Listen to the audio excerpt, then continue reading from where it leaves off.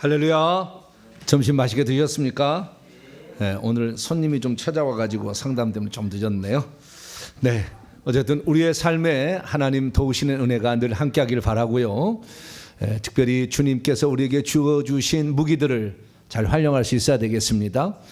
아무리 우리가 그것을 받았다 할지라도 있는지조차도 모른 채 살아갈 수도 있잖아요. 그래서 온전한 우리가 쓰임받기를 소망합니다. 이제 다 같이 묵상으로 기도하심으로 2023년도 4월 첫째 주 주일 오후 찬양 예배 시작합니다.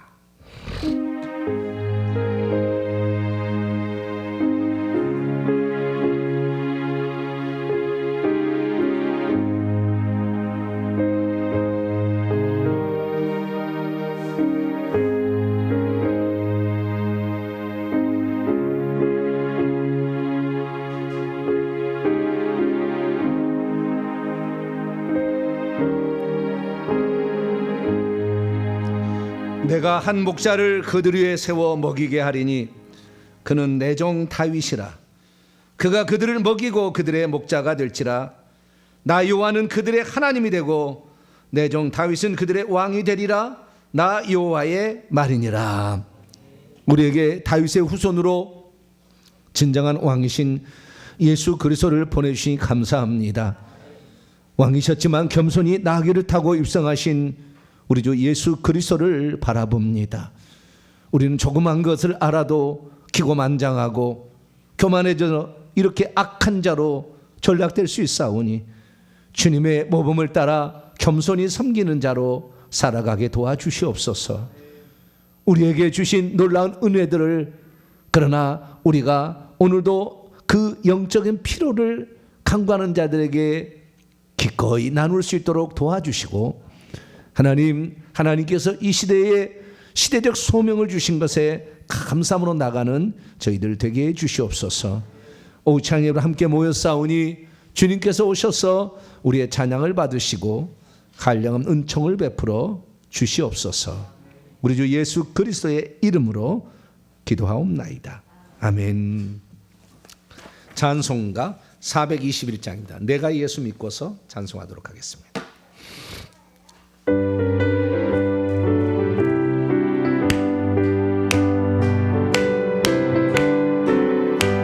내가 예수 믿고서 세상마다 나의 모든 것 다 변했네. 지금 내가 가는 길 전끝게 되어 주의 피로 내 죄가 생겼네.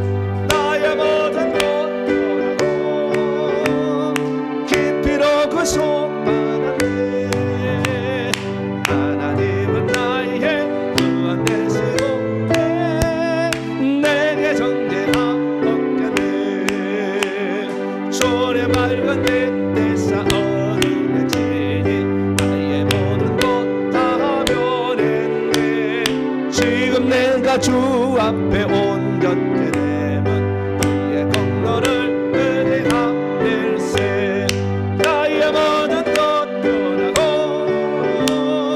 그 피로 구속받았네. 하나님은 나의 구원되시오네. 내게 정죄함 없겠네.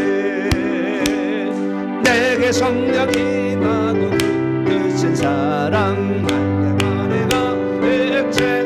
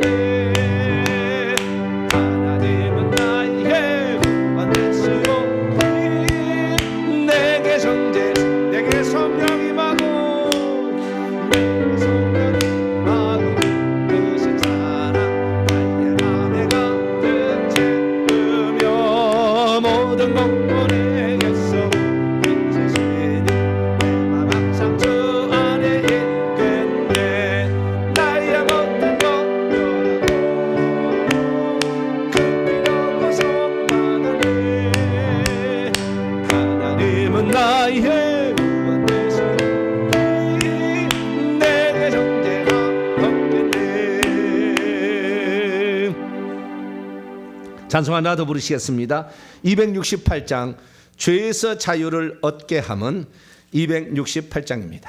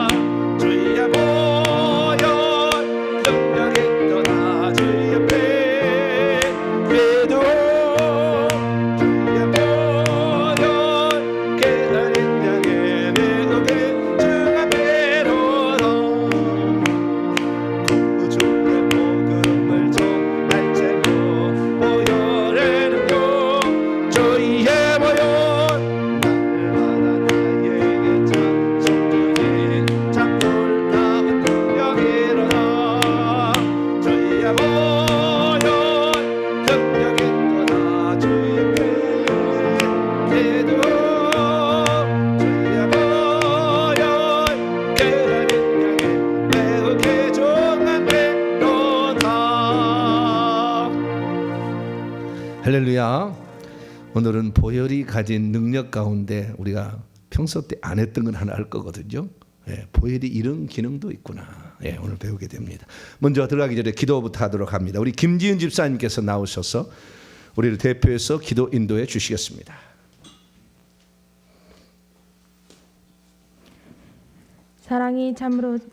사랑이 많으신 참 좋으신 주 하나님, 한 주간도 주님 품 안에서 잘 지내게 하시고 주님 전에 나와 예배하게 하시니 감사합니다. 아멘. 영원한 형벌을 면치 못할 우리들을 구원하여 주시고 자녀 삼아 주신 주님의 은혜를 감사합니다. 우리를 구원하시기 위해 가장 낮은 곳으로 임하셔서 겸손과 희생과 섬김의 모본을 보이신 우리 주님을 더욱 사랑하기를 기도드립니다. 아멘. 주님, 지난 한 주간 생활 속에서 범했던 많은 죄들을 주님께 회개합니다. 사순절 기간을 지나면서도 주님을 더 가까이 하지 못하고 육신의 일과 세상이 주어진 즐거움에 열심을 내며 기도하고 말씀 순종하기에 게을렀습니다. 어리석음과 믿음 없음을 용서하여 주시고 믿음이 없어 우상을 숭배했던 조상들의 죄악도 용서하여 주옵소서. 아멘. 주님, 거듭난 하나님의 자녀들에게 주신 영적 무기를 잘 사용함으로써 우리의 가정과 가문에 역사하는 악한 영들을 대적하고 이기며 살도록 믿음과 능력을 주옵소서. 아멘. 주님, 천국 가기를 원합니다. 목사님을 통하여 일깨워 주시는 말씀의 가르침을 따라 회개 생활에 열심을 내고 우리를 향하신 주님의 뜻을 쫓아 순종하며 살다가 기쁨으로 주님 앞에 설 수 있도록 기도합니다. 주님, 날마다 믿음이 성장하고 성숙해지며 우리로 인해 우리의 가족과 이웃 또한 변화받고 주님 앞에서 살도록 축복하여 주옵소서. 우리 교회를 통하여 회개와 천국 복음이 널리 전파되게 하시며 많은 영혼이 구원 얻기를 기도합니다. 생명의 말씀을 전하시는 목사님을 위해 기도합니다. 목사님의 영혼 육을 강건케 하시고 성령 충만한 능력으로 함께 하시며 논문이 통과되기까지의 모든 과정을 인도하여 주옵소서. 아멘. 말씀 들으실 때에 우리의 마음이 뜨거워지고 주님의 말씀에 순종할 수 있도록 은혜 내려 주옵소서. 감사하며 전능하신 우리 구주 예수님 이름으로 기도드립니다. 아멘.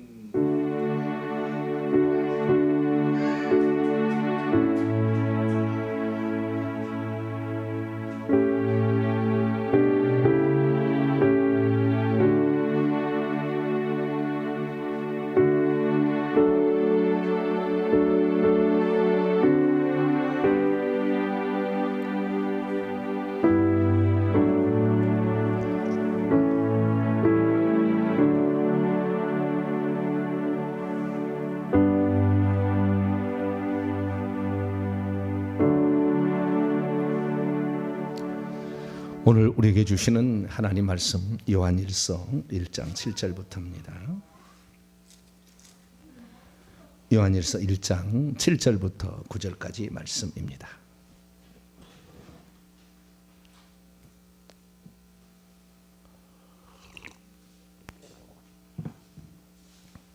요한일서 1장 7절에서 9절까지 말씀을 한 절씩 읽고 9절은 합독하도록 하겠습니다. 제가 7절 읽겠습니다. 그분이, 이기는 그분 하나님입니다. 그분이 빛 가운데 계신 것 같이 우리도 빛 가운데 행하면 우리가 서로 사귐이 있고 그분의 아들 예수의 피가 우리를 모든 죄에서 깨끗하게 하실 것이요 만일 우리가 죄가 없다고 말하면 스스로 속이고 또 진리가 우리 속에 있지 아니할 것이요 만일 우리가 같이요 우리 죄를 자백하면 그분은 미쁘시고 의로우사 우리 죄를 사하시며 우리를 모든 불의에서 깨끗하게 하실 것이요 아멘. 기도합니다. 자비로우신 아버지 하나님, 우리가 속죄 은총을 받기를 원합니다. 주님의 놀라운 피의 효능에 우리 자신이 온전히 담가지게 하여 주시고 주님께서 주시는 그 은혜에 잠길 수 있도록 은총 베풀어 주옵소서.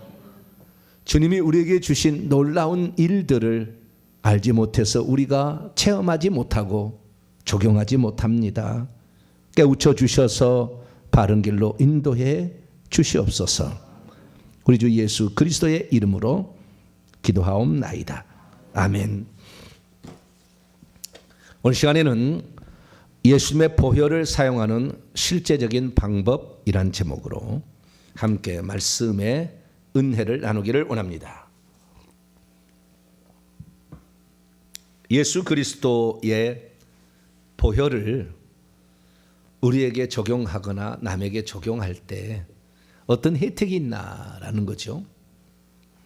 우리는 보혈을 신약 시대에 들어와서는 어떻게 생각했냐면 속죄의 수단으로, 완전한 속죄의 수단으로 우리는 보혈을 생각했습니다. 이 보혈은 예수님의 피를 말하는 거죠. 특별히 보배로운 피를 준 말로 보혈이라고 얘기를 하고, 보배로운 피는 예수 그리스도의 피뿐이기 때문에 보혈하면 예수님의 피를 말하는 겁니다. 그런데 이 예수님의 보혈, 예수님의 흘리신 피, 그 피가 효과가 두 종류가 있다는 거예요. 두 종류가.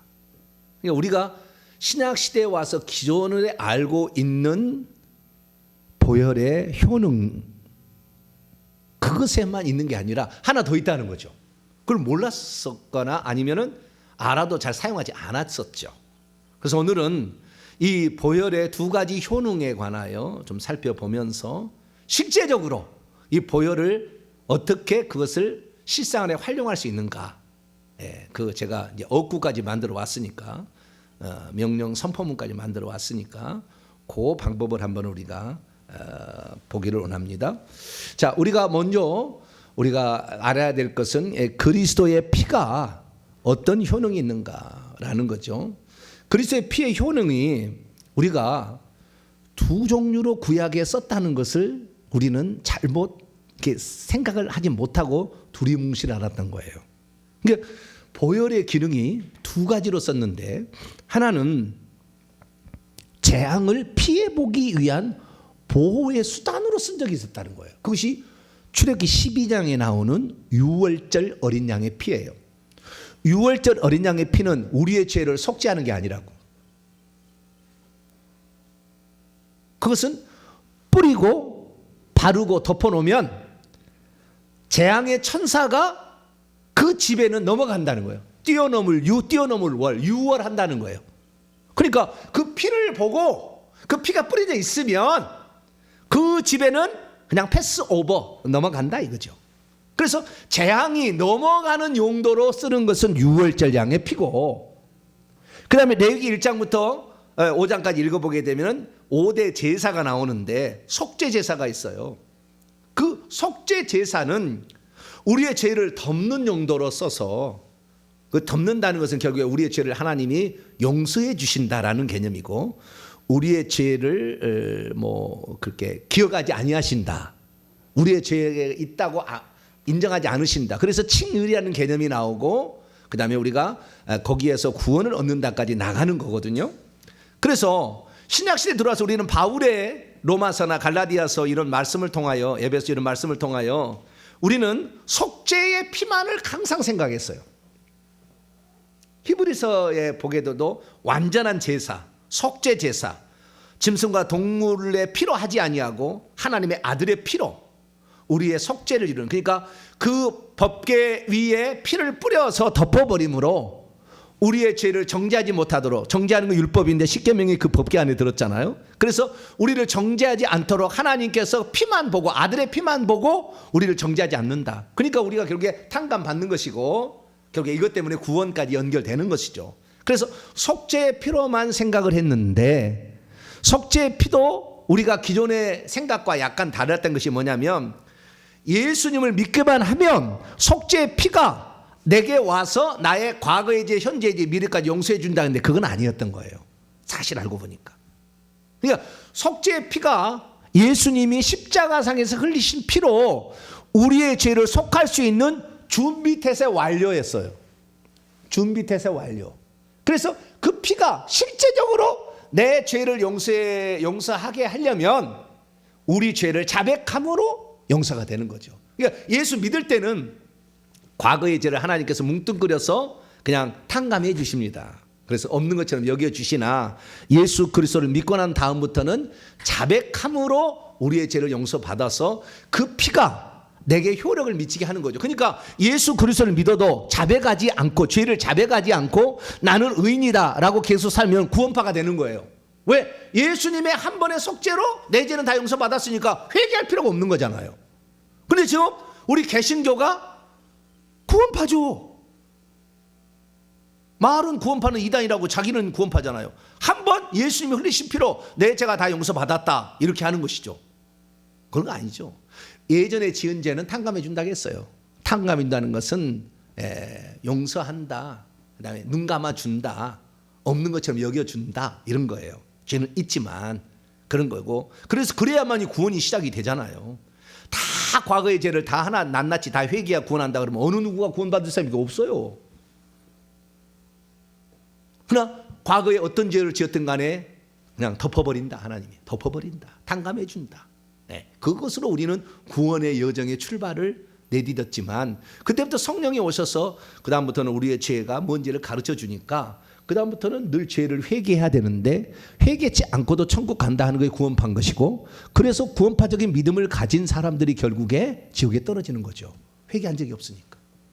그러니까요, 예수 믿고도 가늠해도요 천국 간다고 생각합니다. 다 예수 믿는 사람들은. 예수 믿고도 우상 숭배도 천국 간다고 생각해요. 예수 믿고 있으니까. 이렇게 생각하는 거예요. 천만의 만만의 콩떡입니다. 하나님은 만으로 여김을 받지 않아요. 그래서 우리가 먼저는 속죄의 기능이 있다라는 것을 제가 지난 시간에도 얘기했지만, 우리가 예수의 그리스도의 피로 구속 곧 죄 사함을 받는다. 자, 성경 찾아봅니다. 에베소서 1장 7절입니다. 에베소서 1장 7절.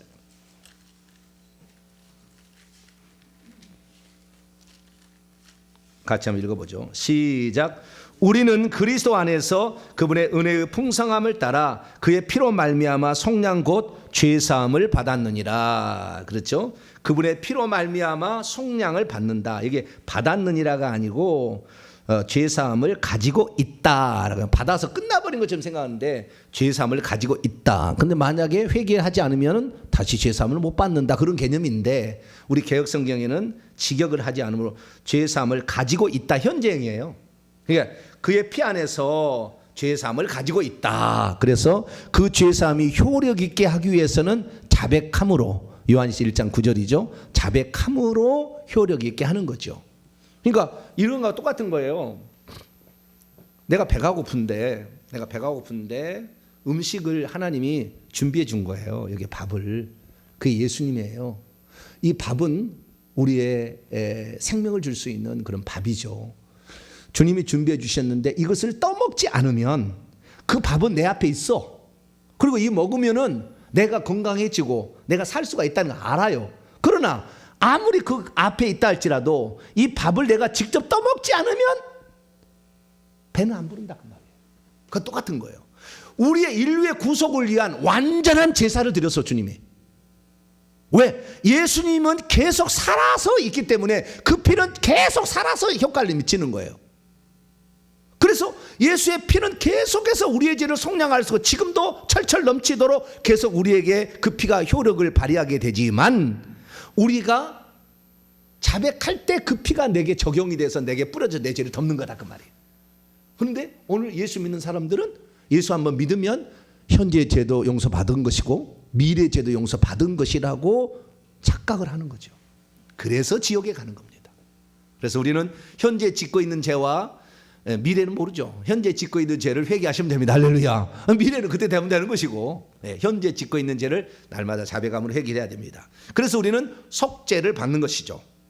그래서 우리가 이 속죄를 받는데 이 속죄는 죄를 덮어버림으로 죄가 없는 것처럼 여겨주는 것입니다. 자, 그렇다 한다면 이 기능 말고 우리가 그래서 죄를 해결하는데 예수의 피의 첫 번째 효능은 속죄하는 기능이니까 자백함으로 처음에는 믿음으로 효능을 받고 그 다음에는 자백함으로 효능을 받는 거죠. 그래서 이 파트가 하나 있다는 거예요. 그런데 또 한 파트가 있다는 거였어요.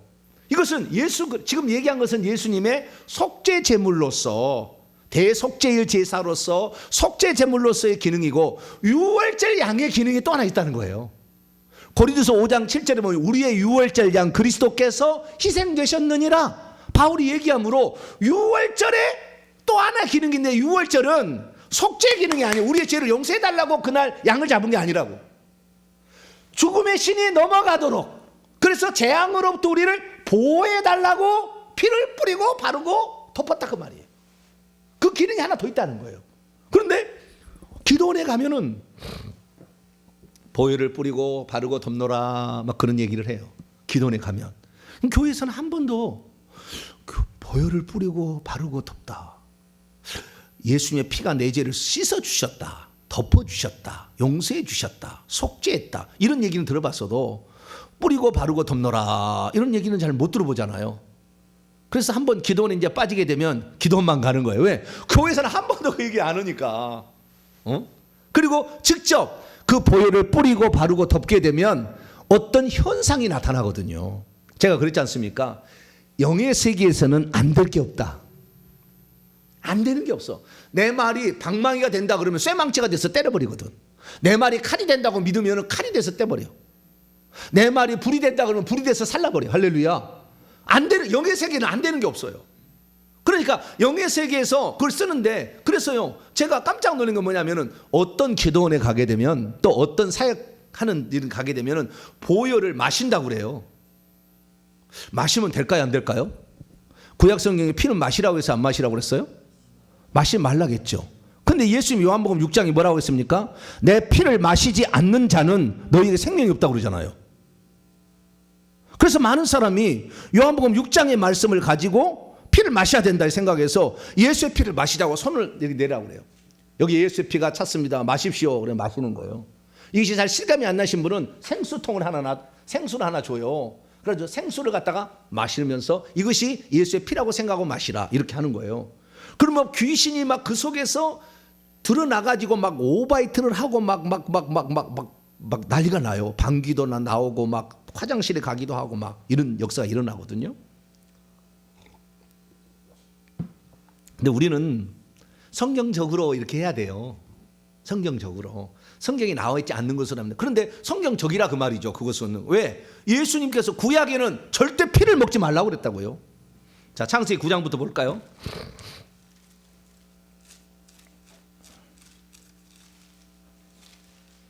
창세기 9장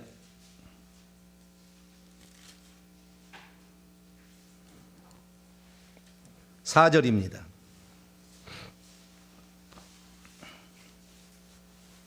3절 4절 3절부터 4절까지 읽습니다. 시작.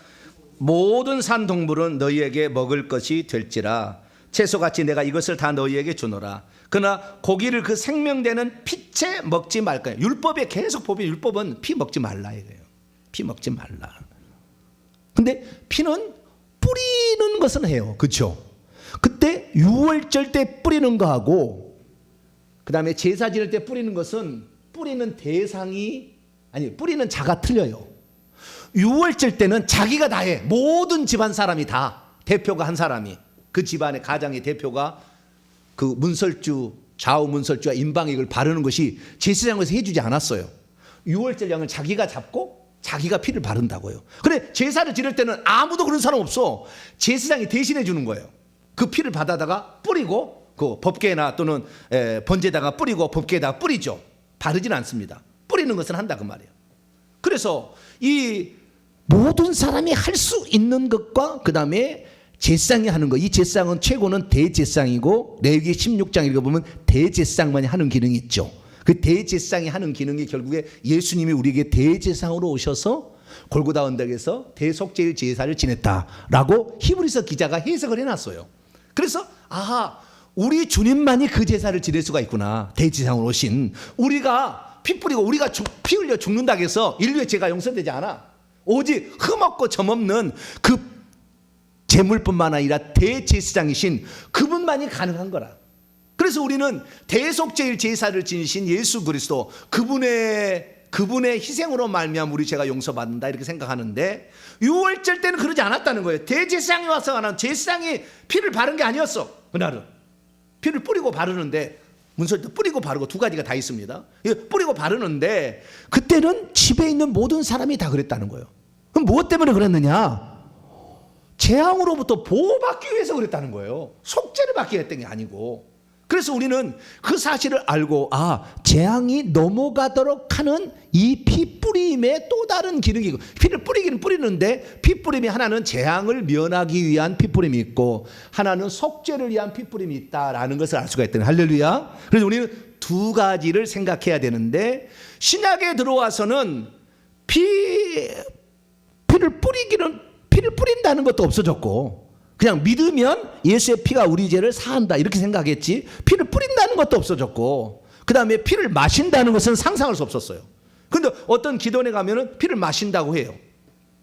그럼 피를 마시는 게 과연 정상인가? 자, 요한복음 6장을 열어봅니다.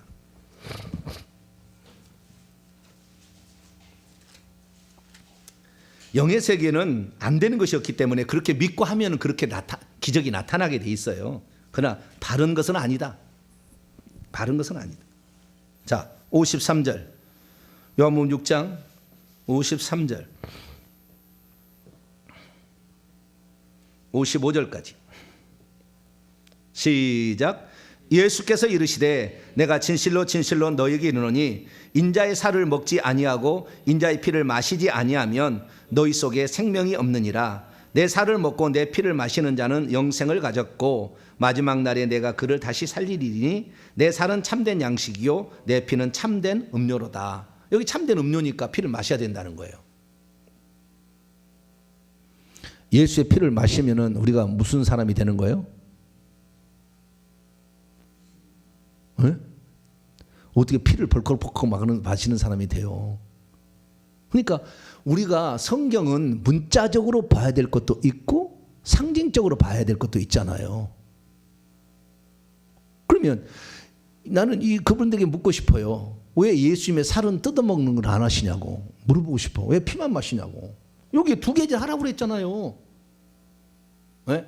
주님 여기에 예수의 살입니다. 그리고 고기 갖다 뜯으면서 주님 예수의 살입니다. 그리고 먹을 사람 있어요? 그런 사람 없어. 그런데 과다하게 나간 거죠. 포도주를 이 피를 마신다라고 지금 마십시다 이렇게 하는 것은 과하게 나가. 이건 주님이 원하는 게 아니요. 하도 믿고 그렇게 하니까 하나님이 그냥 표적으로 보여주는 것이지 그건 주님이 원하는 게 아니라고. 왜 그러면 구약 시대에 피를 먹지 말라 했느냐? 예수 그리스도의 피를 계속 먹게 되면 예수의 피가 얼마나 보배로운 피인지 모든 사람 인식 안 해. 다 뭐 피 안 먹게 먹고 사니까. 근데 그 피를 먹지 말라. 왜? 예수의 피가 거룩하니까. 그것을 예수의 피를 거룩하게 하기 위해서 차단한 거예요. 그래서 예수님이 흘리신 피로 우리의 죄를 덮게 되는데 그 피를 마신다, 그 다음에 살을 먹는다는 것이 결국에 진짜가 아님을 가르쳐주기 위해서 뭐라고 했어요? 성찬식으로 바꿨잖아 주님이. 근데 진짜가 아니라고. 이것은 이건 나를 믿는 것이라고. 자, 요한복음 6장 그 밑에 35절 그 밑에 위에 요한복음 6장 35절 떡에 관하여 나와 있는데요. 35절 36절 읽어봅시다. 시작. 예수께서 이르시되 나는 생명의 떡이니 내게 오는 자는 결코 줄이지 아니할 터이요 나를 믿는 자는 영원히 목마르지 아니하리라. 그러나 내가 너희에게 이르노니 너희는 나를 보고도 믿지 아니. 믿으면 떡도 먹어서 굶주리지 않게 되고 믿으면 포도주를 아니 예수 피를 마셔서 목마르지도 않다 그 말이에요. 그게 믿음으로 이것이 된다 그 말이지 실제 예수 피를 마시라는 얘기 아니라고. 요한복음 6장 63절. 요한복음 6장 63절 있습니다. 시작. 살리는 것은 영이니 육은 무익하니라. 내가 너에게 이르는 말이 영이요 생명이라. 생명 주는 것은 아까 영생을 얻으려면 내 살을 먹고 내 피를 마셔야 된다고 했잖아요. 근데 여기서 살리는 것은 생명을 얻는 것은 영이다. 내 말이 영이요. 내 말을 믿으면 그대로 되어진다 그 말이지요. 그러니까 예수 그리스도를 믿음으로 그분이 나에게 생명을 주시는 분이고 그분이 나에게 속죄를 주는 분이다라는 것을 우리가 믿는 거죠. 그 믿음으로 그게 순간적으로 바뀌어서 우리에게 성령으로 생명은 들어오고 예수의 피로 우리의 죄가 덮어져서 용서를 받게 되는 그 기능을 하는 거죠. 그래서 실제적으로 식인종이 안 되게 하기 위해서 주님께서는 성찬식으로 바꿨잖아요. 빵을 먹는 것이 떡을 먹는 것이고 포도주를 마시는 것이 내 피를 먹는 것이다 가르쳐 줬잖아요. 근데 지금 뭐 우리가 예수의 피를 마시자 그러면 예수의 살을 뜯자 그래야지. 왜 그걸 안 해? 그건 잘못된 거라고. 그건 잘못된 거예요. 그래서 우리가 이건 영적으로 믿음으로 하는 거죠. 예, 영적으로 믿음으로. 그건 지나치다라는 것입니다. 포도주 예수의 피를 마시다라는 것은 지나치다는 거죠. 그럼 어떻게 해야 되는 것이냐라는 거예요. 그러면은 속죄는 뭐냐면은 우리가 죄를 자백할 때 용서가 된다 했으니까 자백하면 되는 거예요. 아시겠죠? 자, 요한일서 1장 9절. 속죄를 우리가 받으려면 어떻게 하느냐? 자백하면 씻어 주신다 했다 그 말이에요. 네. 그 아들 피가 우리를 깨끗하게 한다 그랬다 이 말이죠. 자, 요한일서 1장 9절을 봅니다. 읽습니다. 시작. 만일 우리가 우리 죄를 자백하면 그는 미쁘시고 의로사 우리 죄를 용서하시며 우리를 모든 불의에서 깨끗하게 하실 것이요. 그랬다 그 말이죠. 그 위에 7절 시작. 그가 빛 가운데 계신 것 같이 우리도 빛 가운데 행하면 우리가 서로 사귐이 있고 그 아들 예수의 피가 우리를 모든 죄로부터 깨끗하게 하실 것이요. 자백하면 예수의 피가 밥이 있는데 내가 먹는 것처럼 되어서 내게 생명을 주듯이 예수의 피가 내게 적용돼서 내가 죄가 없는 것처럼 여겨준다 그 말. 할렐루야. 그러니까 자백함으로 피를 마시는 것이 되는 거예요. 그러지 진짜 피를 주시옵소서 마시면 그럼 예수님이 살을 뜯어야지. 왜 그건 안 해? 그건 좀 이상하니까 하는 거 아니에요. 그러면 포도주를 마시는 아니 예수 피를 마신다는 것도 이상한 거지. 그래서 우리는 속죄 은총을 받으려면 뭐 해야 된다? 믿고 자백하면 되는 거야. 할렐루야. 믿고 자백하면 속죄 은총이 베풀어지는 거. 할렐루야. 그렇게 되는 거예요. 그런데 이것은 속죄제를 드릴 때 사용되는 어린 양의 용도고 유월절 때는 다른 게 있었더라는 거예요. 자, 출애굽기 12장 넘어갑니다. 이 기능을 우리가 오늘날에 회복하고 직접 우리가 사용하게 되면 많은 영적인 혜택이 우리가 온다 그거예요. 이것을 뺐다 그 말이에요. 이것을 기도원의 전유물로만 사용해서는 안 된다 그 말이에요. 자, 출애굽기 12장 7절 말씀 보면 그 피를 6월절 어린 양 5절부터 보면은 1년 된 흠없는 수컷 어린 양을 양이나 염소를 다 어린 양이라고 칭합니다. 그렇게 해서 1월 10일 날 정해서 14일까지 검사를 해서 흠이 없다는 게 확인되면 14일 해질 때 그 양을 잡습니다. 그리고 7절 그 양의 피를 양을 잡을 집의 좌우 문설주와 임방에 바르라 그랬죠. 네, 거기다 바르는 겁니다. 그래서 우술초 아시죠? 우술초 어르신들 알더라고요. 우술초는 그 더미처럼 돼 있기 때문에 피가 잘 묻혀요. 여러 많은 게 있어 이렇게 있기 때문에 거기다 피가 딱 이렇게 적시면은 피가 많이 묻어요. 우술초가 이게 뭐라지? 그 작은 동글동글한 게 많이 있어요 이렇게. 작은 그 잎사귀들이 많이 붙어 있기 때문에 피가 스며들고 붙어 있을 확률이 많은 피가 그것이 우술초가 제일 많아 그 나라에서는. 우리나라도 우술이라고 하는데 아시는 분은 알더라고요. 그 우술초에다가 이렇게 당기면 피가 많이 묻혀져. 그럼 그것으로 붓처럼 사용해 가지고 그것을 이렇게 바르는 거예요. 자, 그 뒤에 나와요. 자, 그것을 바르고 그다음에 그것도 뿌리기도 합니다. 뿌리기도. 자, 22절 넘어가 보세요. 22절 읽습니다. 시작. 우술초 묶음을 가져다가 그릇에 담은 피에 적셔서 그 피를 문 임방과 좌우 설주에 뿌리고 아침까지 한 사람도 자기 집 밖으로 나가지 말라. 그러니까 이 우술초에다가 피를 묻혀가지고 임방 좌우 설주에다 이렇게 바르고 또 뿌린다 그 말이에요. 이렇게 아시겠죠? 이 두 가지를 하라 그러면 어떻게 되느냐? 23절에 효과가 나와요. 효과가. 이것은 피가 속죄 효과가 아닌 다른 효과가 또 있다는 거예요. 자, 23절 읽습니다. 시작.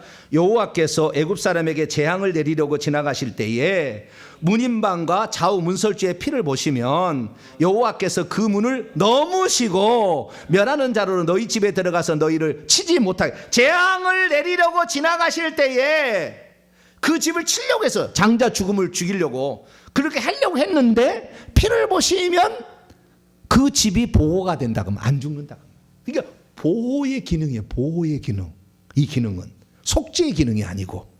그래서 피를 뿌리되 똑같이 뿌리는데 자기 집에다가 뿌리게 되면 보호의 기능이 되는 것이고 제사장이 그 성전에 가서 뿌리게 되면 속죄가 된다 그 말이에요. 그것은 제사장만 할 수 있어요. 예수님만 그건 가능해. 그래서 그 속죄는 예수님의 피만이 되는 것이지만 우리는 그 피를 갖다가 또 어린 양이 예수님이라고 그랬으니까 고린도 5장 7절에 말씀에 의하면 그래서 우리가 그 피를 뿌리게 되면 우리가 보호받을 수 있다는 거예요. 할렐루야. 이게 하나 있다는 거, 하나 더 있다는 거 우리가. 근데 이걸 안 쓰니까 악한 영이 공격해 오더라도 피를 뿌리지 않게 되니까 공격을 늘 하는 거예요. 피를 뿌리게 되면 재앙의 천사가 죽음의 천사가 이 사단과 그의 쫄게 되겠죠. 사망의 세계를 잡은 자니까 이 천사가 지나갈 때 그 예수 피를 보면은 죽일 수 없다 그 말. 재앙을 내릴 수가 없다 그 말. 넘어간다. 뛰어넘을 올이 된다 그 말이에요. 그래서 그러면은 신약에서 과연 이 피 뿌림을 진짜 실행한 사람이 있을까? 그리고 있을까 봤더니 베드로가 이걸 언급한 거예요.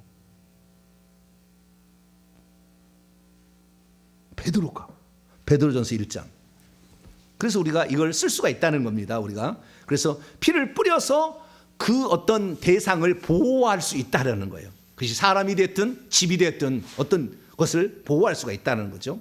자, 베드로전서 1장 2절입니다. 베드로전서 1장. 베드로는요. 베드로서 읽어보게 되면 너는 바위라 그랬잖아요. 예수님이. 맨날 그래서 돌 이야기야. 모퉁이 돌, 산돌, 뭐 무슨 돌, 맨날 돌 얘기예요. 돌같이 지어지고 무슨 산돌같이 맨날 돌 얘기예요. 베드로는 돌에 가지고 필이 박혔나 봐요. 네. 그런데 피도 이렇게 나와요. 놀라운 사실입니다. 자, 교회를 정의할 때 피뿌림을 받은 자들이라고 얘기를 한다 그 말이에요. 보호를 받는 기능이 있다라고 말해주고 있는 거예요. 피가. 자, 1장 2절입니다. 시작.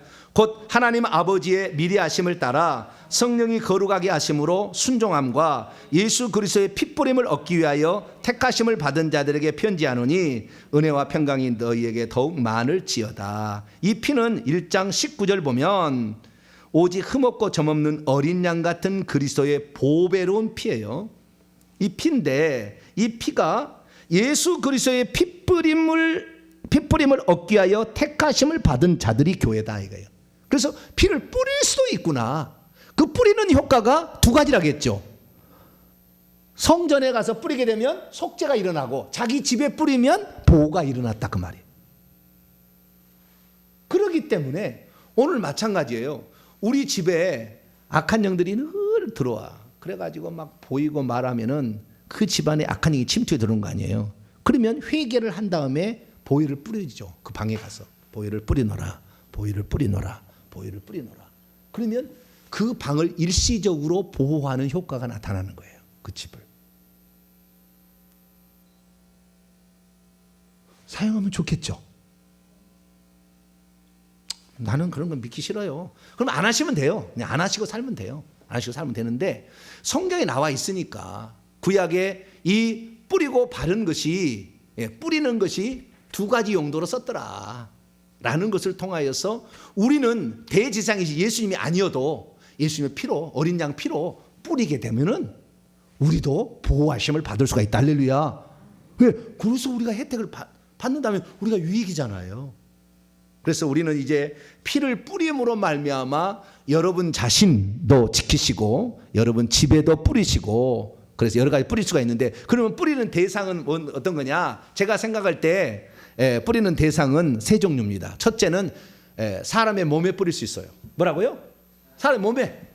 뿌리면 보호가 되는 거니까. 그래서 사람의 몸에다가 피를 자꾸 뿌리게 되면 악한 영이 지나간다. 그걸 못 얻고 역사를 못 지고 그래서 자꾸 몸에다 뿌리시고요. 두 번째는 자기 집에다 뿌리셔야 돼요. 자기 집에다. 그래서 귀신 자주 나타난다 또는 귀신 자꾸 침해온다 그러면은 집에 가서 안방에 가서 보혈을 뿌리노라. 보혈을 뿌리노라. 이렇게 손으로 이렇게 다 그 상상이 중요합니다. 이게 보혈을 딱 이렇게 뭉칠 때 이 보혈이 그냥 뿌릴 때 그냥 그 낱낱이 알갱이로 뿌리는 게 아니고요. 이 보혈을 뿌리노라 할 때 더 세게 하는 거 내가 하는 사람들 다 봤더니 더 세게 하는 사람 어떻게 하냐면은 보혈을 뭉쳐요. 눈덩이처럼 뭉쳐. 자, 뭉쳐 볼까요? 보혈을 눈이라고 생각하고 뭉치는 거예요. 그래가지고 보혈을 뿌리노라 이렇게 하는 거예요. 여기 뭉쳐 있는 거 있잖아요. 그러니까 보통 이제 보혈을 뿌리노라 이렇게 뿌리잖아요. 이렇게 뿌리면은 낱낱이 그 알갱이처럼 이렇게 뜨거로 뿌려지지만 보혈을 더 세게 하려면은 보혈을 뭉쳐 뿌리노라. 보혈을 뿌리노라 이렇게 하면은 이 뭉탱이로 가서 그냥 벽에 탁탁 부딪히는 거야. 할렐루야. 흘러내려 막 이렇게 되는 거예요. 실제적으로 그러는 거예요. 영의 세계에서는. 그래서 우리의 상상한 대로 되는 거예요. 영적 세계는. 그래서 보혈을 뭉친 다음에 보혈을 뿌리노라. 보혈을 뭉쳐서 보혈을 뿌리노라. 보혈을 뿌리노라. 이렇게 해서 더 강력하게 이렇게 할 수도 있어요. 근데 이렇게 뿌리노라 해도 뿌릴 수가 있어요. 근데 이 피는 우리가 요한일서 5장 6절에서 8절 말씀처럼 주님께서 우리에게 오셔서 남긴 건 세 가지겠죠. 물과 피와 성령. 그래서 있기 때문에 이게 가능한 거다. 그래서 우리가 피를 뿌리노라. 피를 뿌리노라 이렇게 할 수가 있다는 거예요. 그래서 우리가 뿌리는데 내 몸에다가 또는 상대방의 몸에다가 뿌릴 수가 있고 그 다음에 두 번째는 집에도 뿌릴 수가 있다. 그래서 집을 보호할 수가 있다. 잠자는 남편에게 보혈을 뿌리. 뭐해요? 그럼 몰라. 소리를 적게 해도 됩니다. 큰 소리 안 해도 보혈을 믿음으로 보혈을 뿌리노라. 그러면은 남편이 오늘 운전하다가 깨끗하게 사고 안 나고 와. 할렐루야. 보혈을 뿌리니까 자꾸 악한 영이 못 뜯하잖아요. 그리고 세 번째 뿌려야 될 건 차에 뿌려야 돼요. 어디에 뿌려야 된다고요? 차. 이 악한 영들이 사람을 사고로 죽이거든요. 날짜를 정해가지고. 근데 차로 많이 죽여요. 차로. 그러니까 차에다가 가서 뿌려야 돼요. 차에다. 보혈을 뿌리노라. 보혈을 뿌려. 자꾸 뿌려야 돼요. 자꾸 뿌리게 되면 일시적인 보호 효과가 있다 그 말이에요. 아시겠죠? 한 번 뿌린다고 영원한 효과가 있는 건 아니고 일시적으로 효과가 있는. 십자가 세우기 할 때 2-3시간 8시간 이렇게 좀 이렇게 가듯이 내일까지 가지 않아요. 십자가 세우기 할 때. 그래서 매일마다 해야 되는 거예요. 그러듯이 마찬가지로 보혈을 뿌릴 때도 그렇게 쓸 수가 있다라는 겁니다. 그래서 제가 영적인 실제를 말씀드리고 성경적 근거를 제가 말씀을 드렸습니다. 그래서 우리는 우리의 몸 속에 또는 남의 몸 속에 몸 밖에다가 우리의 몸 밖이죠. 몸 밖에다가 뿌리는 것입니다. 그리고 또한 우리 안에도 보혈을 집어넣을 수도 있어요. 우리 안에도 몸 안에도 세포 속에도 이렇게 보혈을 집어넣을 수가 있는데 제가 귀신의 이게 사역을 해보면서 알게 된 사실은 보혈을 집어넣을 수도 있어요.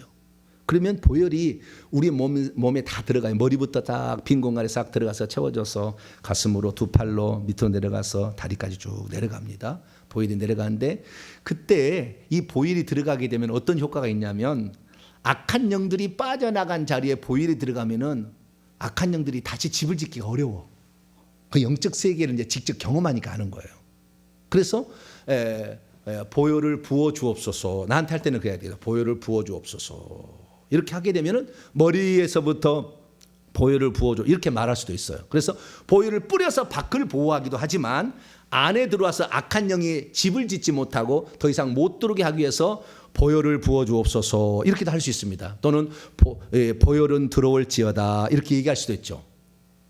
이렇게 두 가지로 할 수가 있습니다. 그래서 우리가 이 보혈을 쓸 때에 주님께 어떤 도와달라고 보혈을 주시라고 기도로 요청할 수도 있는 것이고 그 다음에 선포할 수도 있고 명령할 수도 있어요. 그래서 그 방법을 제가 실제적인 방법을 알려드리겠습니다. 들어가기 전에 우리가 뿌려야 될 대상은 사람의 몸과 그 다음에 우리가 거주하는 집과 그 다음에 차에 뿌리는 게 좋겠다. 사업장 있는 사람은 사업장에도 뿌려도 되겠습니다. 그래서 집에 거기는 조금 더 나아가서 그렇게 뿌려서 우리를 보호하는 수단으로 계속해서 사용하면 되겠고요.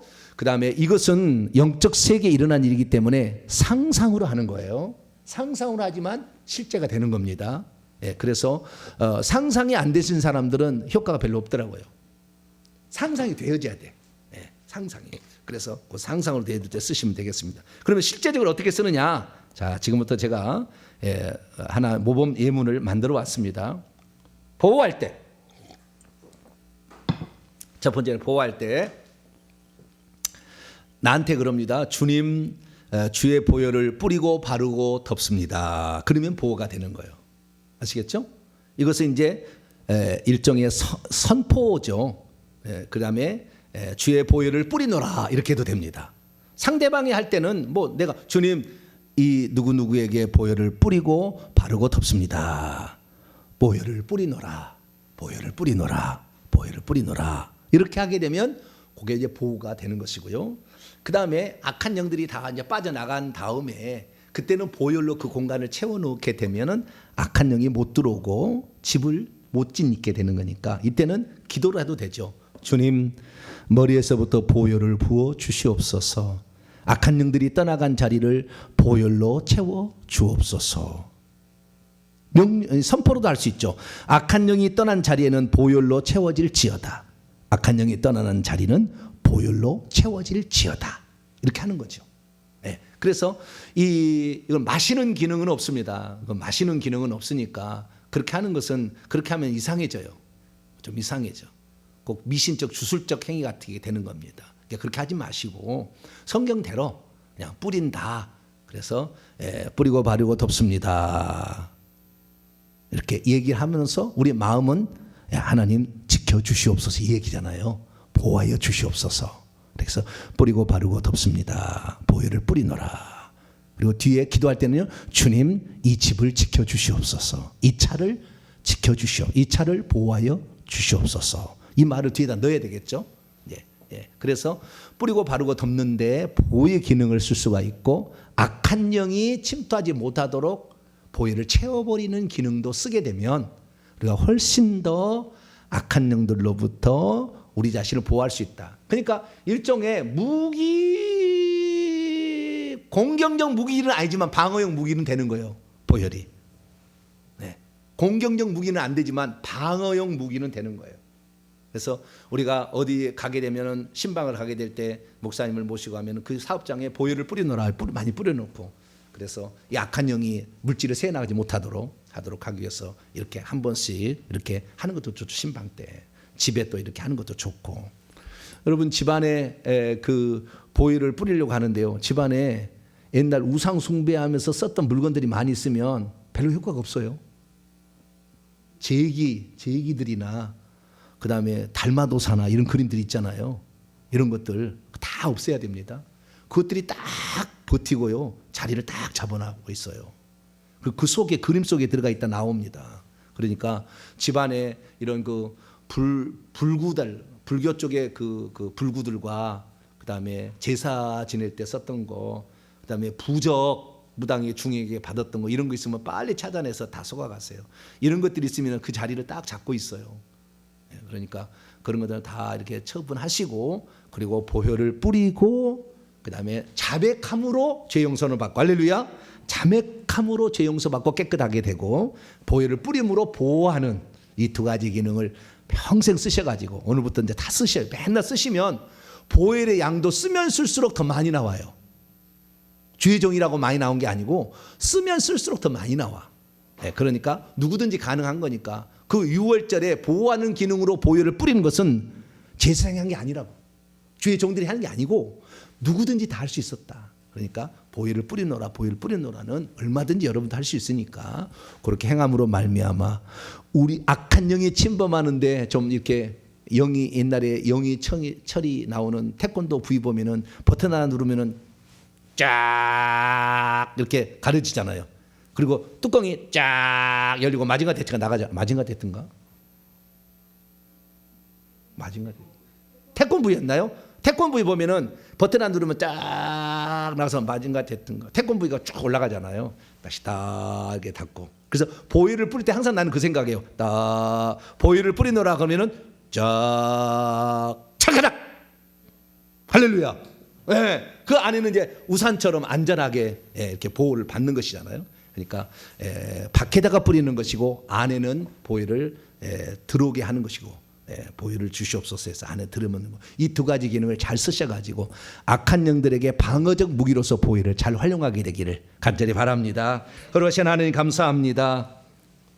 그동안에 교회에서는 보혈을 보호하는 기능으로서 써본 적은 잘 없는데 하나님 이제는 마지막 시대가 되어서 다 하나님이 알려주시고 하라고 하시니 감사합니다.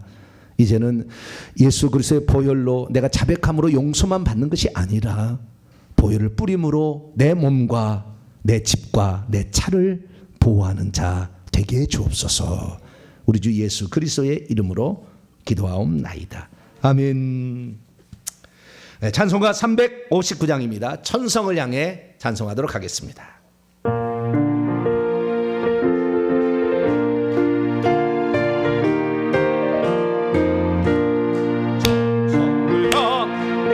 성도들아 어깨에 장애를 두려워하라. 성령으로 인도한 세례는 왜 제재를 하고 있느냐. 앞으로 천성을 향해 나가세. 존성문만 바라고 나가세. 모든 천사들을 영접하러 문 앞에 기다려서 누가 비웃거든 확실한 증거를 보여주거라. 성령의 진리 감화하여 주사 아들도 참깨를 잡으리. 앞으로 천성을 향해 나가세. 전선문만 바라고 나가세. 모든 천사 너희를 영접하러 문 앞에 기다려서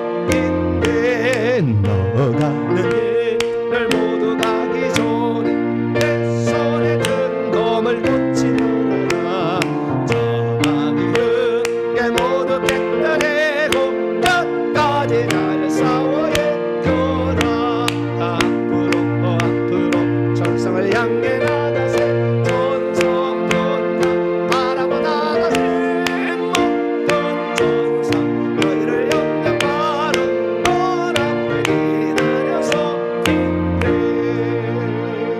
할렐루야.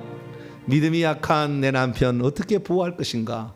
잠잘 때 보혈을 뿌려주세요. 매일마다 잠잘 때 믿음이 약해서 참 그런데 믿음이 약한 아내도 있을 수 있어요. 믿음이 약한 아내도 잠잘 때 뭐요? 보혈을 뿌려주세요. 보혈을 뿌리노라 이렇게 생각해요. 그래서 주님 이 시간에 뭐 주님 보혈을 제게 많이 부어주세요라고 한 다음에 보혈을 뿌리노라 이렇게 가셔가지고 보호하는 기능으로서 보혈을 잘 활용하시길 간절히 바랍니다. 다음 주부터 제 이름이 어떻게 바뀐다고요? 할렐루야. 다 금방 기억이 되죠? 예. 저도 이름을 딱 듣는 순간 기억이 잘 돼요. 그래서 보배. 그래서 하나님께서 보배처럼 쓰시겠다 이렇게 해가지고 중이 내 이름을 지어줘 가지고 말이죠. 항상 괴로웠어요. 근데 우리 집 앞집에 엄청난 중이 하나 살았어요. 그러니까 중이 아니라 절에 너무 많이 가가지고 거의 뭐 화엄경 외우고 막 사는 사람 있잖아요. 날마다 그 마마마마마마 뭐 그런 게 있어요. 좌우지간 바냐 바라 말 뭐 밀다 뭐 이렇게 하면서 하는 게 있다니까요. 그런 걸 틀어놓고 맨날 그 기도하는데 옷도 그렇게 입고 중처럼 이렇게 살고 그런 분이 있었는데 그분이 어렸을 때 나를 쳐다보면은 항상 고개를 갸우뚱하는 거 이렇게 해요. 고개를 갸우뚱. 저를 보면은 다른 사람은 안 그러는데 왜 그랬습니까? 중 만들려고 중이 들어와 있었던 거죠. 근데 큰 영이 있으니까 알게 된 거죠. 네. 보통 큰 영이 아니에요. 그러니까 그걸 아는 거예요, 그 양반이. 자꾸 저를 이렇게 해요. 왜 그런가 봤더니 나중에 보니까 제 속에 중도 큰 중이 있었어요. 큰 중이. 그 영을 쫓아냈죠. 네. 그 영들이 들어있으니까 결국에 중 만들려고 하는 그런 게 있어서. 그래서 내가 중이 지어진 이름으로 평생 살 거냐? 아니다. 주님, 저에게 새로운 이름이 저도 필요합니다. 그랬더니 주님께서 정보배. 받침 있으니까 발음이 어려워요. 그랬더니 받침 다 없애버렸어요. 보배. 받침이 없더라고요. 너무 감사해요. 그래서 다음 주부터 4월 9일부로 제 이름을 바꾸겠습니다. 정보배. 그래서 정보배. 이름 바꾸는데 여러 가지 복잡한 절차도 많이 있고 있지만 그래도 이렇게 주님이 지으신 이름이라는데 할렐루야. 너무 좋잖아요. 네, 그 이름이니까 그렇게 쓰듯이 혹시 여러분 이름 지을 때 사람이 짓지 아니하고 무당이 지어줬다든가 중이 지어줬으면 이름 바꾸세요. 이거 바꾸기 어렵지 않아요. 제가 서류 다 방법 알아요. 알려드릴 테니까 그거 어렵지 않습니다. 어렵지 않으니까 이름을 바꾸는 게 좋겠다. 어떤 사람은 그래요. 그 이름을 중이 지어준 이름을 파쇄하노라 그러면 괜찮다고 막 그래요. 네, 그 정도 갖고는 되지 않아요. 그 처음에 이미 그 이름을 그가 지어줬기 때문에 이름을 안 쓰는 게 좋죠. 기왕이면. 그래서 이번에 이름을 바꾸기로 했습니다. 그래서 새로운 시작이 되는데 참조하시기 바랍니다. 인사 나누겠습니다. 주님의 은혜가 여러분에게 여러분에게 함께하길 바랍니다. 이 시간에는 주님이 주시는 이 보호 어떤 방어적 무기로서 보혈의 새로운 기능을 알게 되었는데 이제부터 내 자식에게 내 가정부터 해야 돼. 내 자식에게 내 집에 내 차에게 이걸 써서 보호해서 지키도록 하나님 보혈을 내게 많이 달라고 기도하고 한 2, 3분 기도하겠습니다. 하나님 아버지여 보혈을 뿌리고 바를 때에 그 집을 보호했습니다. 재앙이 넘어갔습니다. 재앙의 천사들이 왔지만 그냥 넘어갈 수밖에 없었습니다. 예수 그리스도의 보혈은 이러한 능력이 있었던 겁니다. 주의 보혈 믿어 주의 피 크도다 우리가 찬송은 말을 하지만 하나님 아버지 실제적으로 아버지 이 보혈이 우리의 죄를 속하는 기능뿐만 아니라 또한 우리의 죄를 우리 자신을 덮고 아버지 그래서 악한 영이 우리에게 재앙을 줄 수 없도록 아버지 우리 자신을 보호하는 용도로 쓰기를 원합니다. 하나님 이미 우리에게 주신 이 놀라운 은혜를 우리가 이제 받아 누리게 하여 주시고 성경적으로 나와 있는 이 말씀들 아버지 그대로 저희들이 적용하여서 우리의 삶에 그동안 무방비 상태로 악한 영들이 아버지 침범하도록 내버려 두었다면 날마다 보혈을 뿌리고 보혈을 채워서 우리 속에 보혈을 채워서 아버지 보혈이 아버지 나를 지킬 수 있는 용도로 아버지 쓰기를 원합니다. 악한 영들이 공격해도 자리 잡을 수 없도록 주님께서 우리에게 보혈을 부어주시고 보혈로 채워주시길 원합니다. 세포 사이에다 보혈로 채워주시어서 아버지 악한 영이 틈타지 못하게 하여 주시고 악한 영이 우리를 공격해도 쓸데없도록 아버지 우리가 보혈을 뿌리기를 원합니다. 하나님 우리에게 보혈을 뿌리도록 하여 주시고 우리가 보혈을 뿌릴 때 더 많은 양의 피를 아버지 주심으로 이 믿음의 놀라운 방법을 써서 이 악한 영으로부터 우리를 지키고 보호하는 우리가 되기를 소망합니다. 우리 동탄명성께 먼저 이 일을 아버지 실천하기를 원하오니 보혈을 뿌리고 발라서 덮어서 아버지 악한 영으로부터 잘 보호할 수 있는 내 집과 내 몸과 내 가정과 그리고 차가 될 수 있도록 하나님 은총을 베풀어 주시옵소서. 주님 감사합니다. 하나님 말씀대로 살아보겠습니다. 아버지 함께하여 주시고 도와주시고 채워 주시옵소서. 거룩하신 아버지 하나님, 보혈의 기능이 유월절 어린 양 때는 보호하는 기능이었음을 알게 하시니 감사합니다. 보혈을 바르고 뿌림으로 재앙의 천사가 그 집을 침범하지 못하게 했듯이 하나님 이제부터 우리가 내 몸과 내 가족과 그리고 내 집과 내 차에 하나님 이 보혈을 뿌리기를 원합니다. 그래서 악한 영들이 들어오는 공간이 없도록 보혈을 보호막으로 사용하게 하여 주시옵소서. 뿐만 아니라 우리가 귀신을 축사한 후에는 우리 속에 보혈을 채워서 아버지 귀신이 더 이상 집을 짓지 못하도록 보혈로 가득 채워주시길 원합니다. 하나님 또 그곳에 상처 있는 것 보혈이 들어가서 치유하게 도와주시고 보혈이 다 상처를 아물게 함으로 또 나을 수 있도록 은총 베풀어 주시옵소서. 우리에게 주신 귀한 말씀들을 우리가 삶 속에 실천하기를 소망합니다. 하나님 우리에게 큰 믿음 주셔서 실제적인 많은 효과를 볼 수 있게 도와주시옵소서. 한 주간도 믿음으로 살려고 합니다. 하나님 우리 성도들을 붙잡아 주시고 안전케 하시고 지켜주시고 각 처소마다 보혈을 다 뿌려주시고 덮어주시고 발라주셔서 안전하게 살아갈 수 있도록 은총 베풀어 주옵소서. 이 모든 말씀 우리 주 예수 그리스도의 이름으로 기도하오며 이제는 우리 주 예수 그리스도의 무한하신 은혜와 하나님 아버지의 극진하신 사랑하심과 성령님의 위로교통 충만하심이 보혈을 뿌리고 바르고 덮고 이것을 통해서 또 속죄를 받기를 원하는 예배에 참석한 모든 성도들 위해 이제와 영원토록 함께하옵시기를 간절히 축원하옵나이다. 아멘.